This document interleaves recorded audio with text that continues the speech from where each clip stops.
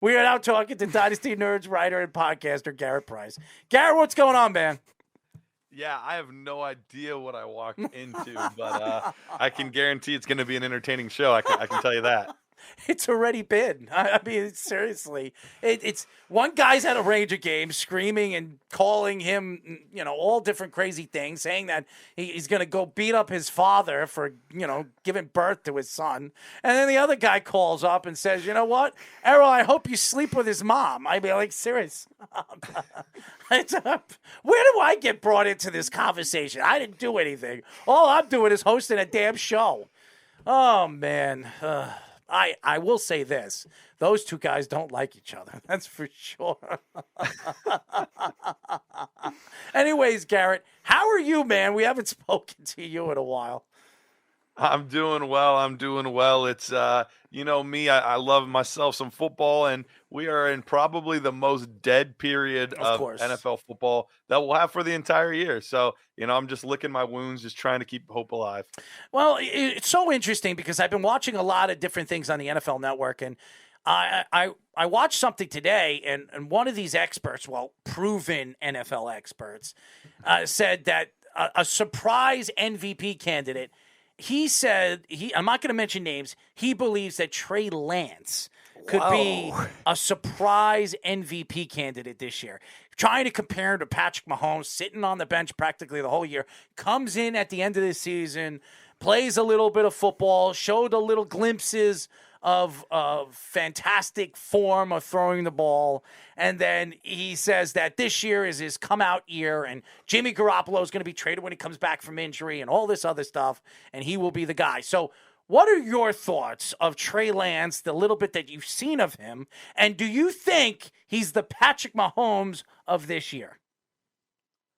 I don't like to be super hot takey, but for me, not only do I not think he is a legitimate MVP candidate this year, I'm not even convinced he's a good quarterback yet.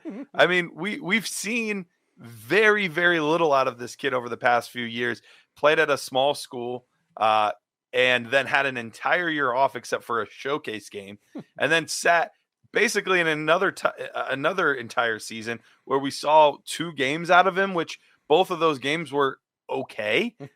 Nothing in there screamed, future savior of the San Francisco 49ers. So I think that I get it. You got to get ratings. You got to be able to put something out there to get people talking. And it worked. We're talking about it right now. So, they did their job, I guess. But at the same time, I can't even get close to there. I would be happy for him if he had a solid season and progressed from his rookie year. But I'm not currently expecting much more than that. I have no idea what and I'm not going to throw any of these experts under the bus because then nobody's going to listen to him ever again.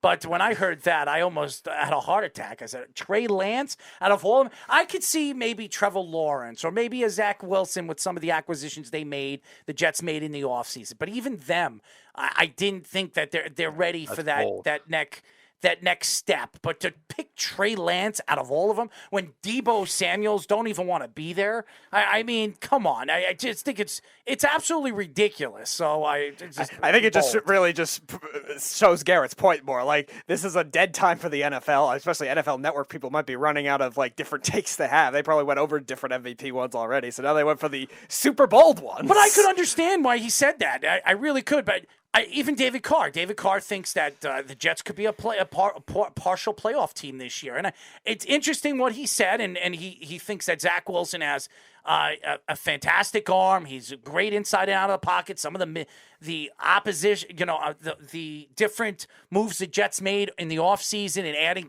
2 really good tight ends and then drafting, a wide receiver in Garrett Wilson and obviously Breece Hall. You would think that was going to be, but I just think it's still early to even make those thoughts be heard. I think wait until OTA is over. Wait until we see a couple of preseason games, and even then you don't know if that's true. Am I right or wrong, Garret? No, you're absolutely right. I think David Carr has a better shot of his brother Yeah. being an MVP candidate than we do Trey Lance. So yeah, I'm with you. I think he did say that like 2 years ago. Like, Did he? I think he said his brother was a dark horse MVP candidate. And There he you was, go. he was right about that. I mean, his brother's been sensational. He's been a better quarterback than him, that's for sure. So, I mean, and David, obviously had, bad luck. He went to the It Texans. was a raw deal. Right. Yeah. Expansion Texans. And that then he really got have not hurt, helped, and then yeah. he was a backup the rest of his career with the Giants. Pretty But good backup for the Giants, Yeah, he even though he barely played. He barely played. He Because played Eli Manning's an Iron Man. Yeah, So- he played right behind arguably one of the best quarterbacks to ever play for the Giants, or he was the best quarterback to ever play for the Giants. And he had the second active in terms of games played streak behind Brett Favre. So, like, he barely played even when he did play. There you go. So why don't we get back with Garret? As everybody knows, we are talking to Dynasty Nerds writer and podcaster Garret Price. Garret, you look at the draft, and everybody keeps saying that the Giants and the Jets won the draft. And I obviously bringing in a guy like Sauce Gardner, who I thought was one of the best players in this year's draft, adding Garrett Wilson, and then moving all the way back into the first round and adding a pass rusher like Johnson.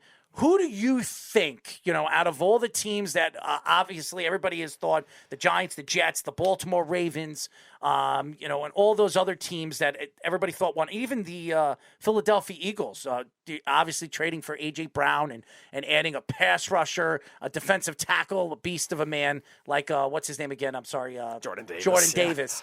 So who did you think won this year's draft? Yeah, I hate to be cliche, but I was on board with the Jets winning the draft. Sauce Gardner, really rangy, long player, able to snatch him up, really solidify that secondary. And then you get Garrett Wilson, who was my top receiver in the class. He ended up being the second receiver taken off the board, guy that can do a little bit of everything. And I love seeing guys that have pedigree. He was the number one receiver coming out of high school in his class, carried that all the way through Ohio State. And we know Ohio State's been putting out really solid receivers year after year after year. They're really starting to get a reputation for that. And then Breece Hall's the number one running back in the class. So you arguably got the top player at 3 different positions in your draft. So anytime you can do something like that, I think that automatically catapults you up towards the top. It's interesting that you mentioned the Eagles. I think the Eagles are another really interesting one. If you count A.J. Brown as a draft pick, I don't think that there's any receiver that this point in the draft that I would take over A.J. Brown as far as just a pure talent and ability standpoint goes. And Jordan Davis, as much as that defensive line has been solid forever, a lot of those guys on that defensive front are in their late 20s and early 30s. So, I mean, Fletcher Cox is 33, 34. Graham is up there. Like, they needed to revitalize that defensive line. And you add somebody that 340, 350, whatever that dude is, Jordan Davis is a monster, but yet still ran one of the best times out of all the defensive linemen. He's a freak of nature. So those were my top 2 teams coming out of the draft. How about Dean? They're getting Dean in the 3rd round. I mean, that was a sensational move too. I mean, I couldn't believe that he fell that far. I get that crazy. there's injury concerns, but it could end up being a lot like JOK was for the Cleveland Browns last year, where just falls down because of injury, but is just a great value. He was the guy I wanted the Giants to take in the 1st round before I knew about his injury. And Right. They took Kadarius Toney. So it's funny you mentioned that. So you were talking about you like Garrett Wilson as the number 1 receiver. We look at from a fantasy perspective, Justin Jefferson having that insane rookie year and Jamar Chase rookie year last year too. And a lot of them from a fantasy perspective, the draft stock, is that going to raise it more, you think, for some of these other top receivers, especially with the opportunity that a lot of these guys will have, the Saints with Olave too, you're mentioning Atlanta with Drake London, like the target share. Do you think that kind of thing could happen again, or should they be aware of that? I think we've been spoiled. I think we've been really spoiled these past 2 years from a fantasy football perspective, because before that, we weren't really seeing first-year receivers blossom quite to this extent. Every once in a while, you'd have a guy. Michael Thomas had a breakout year his first season. Before that, the next soonest was OBJ with the Giants, but even that was a little bit shortened due to injury and things like that. So, we get one of these every 3, 4, 5 years, and we've been spoiled having them back-to-back seasons with Chase and Jefferson. as much as I think Wilson's a stud, Drake London's a stud, I really like a lot of these different, even Jameson Williams. I know it's not as pretty of a landing spot in Detroit. There's a lot of talented receivers, but I would be very surprised if we had another receiver go out there and put up 1,400 yards and 14 touchdowns. If there was anybody that could do it this year, it would probably be Drake, just simply on the opportunity. But I don't know that the quarterback play is going to be good enough to get him to that level with Marcus Mariota, maybe eventually Desmond Ridder. So I would say I think a lot of these receivers could have good years, but I don't know that we're going to have anybody that is in the top 12 for fantasy football wide receivers this season. As everybody knows, we are talking to Dynasty Nerds writer and podcaster Garret Price.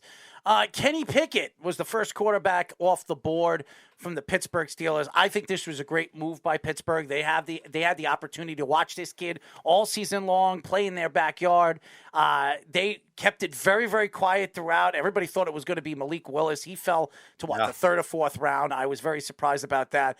But Kenny Pickett, who is the more accurate quarterback, the best accurate quarterback in this year's draft class, with size and ability, I think he's the perfect pick to take over for a Ben Roethlisberger. Maybe starts this year. Maybe he beats out Mitchell Trubisky. What were your thoughts when you heard that he was the first quarterback off the board? I agree with you. I do think it was a good pick. It was very surprising to me, though, because I thought the addition of Mitch Trubisky was the bridge guy. You know, we see this happen often where teams will take a guy that fell off the wagon on another team, or, you know, a guy looking for a second chance, or a young gun, or, you know, whatever it is, but some bridge guy that you don't assume is going to be their long-term quarterback. That's what I thought was happening with Mitch Trubisky. But then they took the most pro-ready quarterback in the class. So that surprised me a little bit that they would have paid that much money to Mitch Trubisky and then go ahead and take the guy that was the most pro-ready. All of that being said, I can't blame them, though. They doubled down. They made sure that they had a quarterback this year, whether it's Pickett or Trubisky. I think Pickett will end up winning this job. So I think he's the more talented quarterback. But it's going to be interesting. It's going to be a dogfight, and sometimes just the knowledge and the ability to be able to, withstand the NFL and be here for a while. And that's what we've had with Mitchell Trubisky, and he might just have the leg up on the knowledge standpoint. But it'll be interesting to see how it all plays out.